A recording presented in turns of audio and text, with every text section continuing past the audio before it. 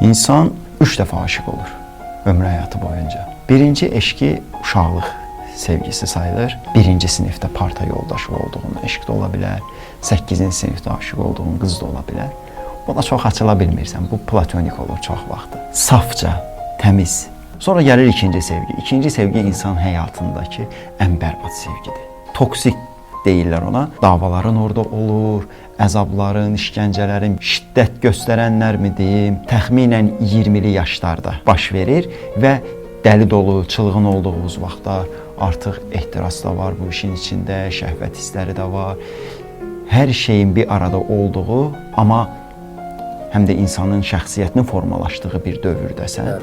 Tam nə istədiyini də bilmirsən, amma bir şey istəmək istəyirsən və o anda adını qoya bilmədiyin eşq odur. Ondan sonra gəlir üçüncü eşq. Üçüncü dəfə insan aşık olur. İstəmirsən həyatında artıq heç kim olsun və bir anda bilmədən necə gəlir girir həyatı var, necə həyatının ortasında bitir. İnsan yəni nə istədiyini bildiyi halda və yeni üfüqü genişlənir. İnsan yeni şeylər öyrənməyə də açılır. Həyatını daha pərvasız, daha düzənsiz yaşamaq hissi də o anda gəlir. Artıq bilir ki, hər şey ipi öz əlindədir və hansı anda o ipi rahat buraxa bilər, hansı anda yığa bilər. Nəyini sevirsən bilmirsən, amma sevirsən özü də çox sevirsən.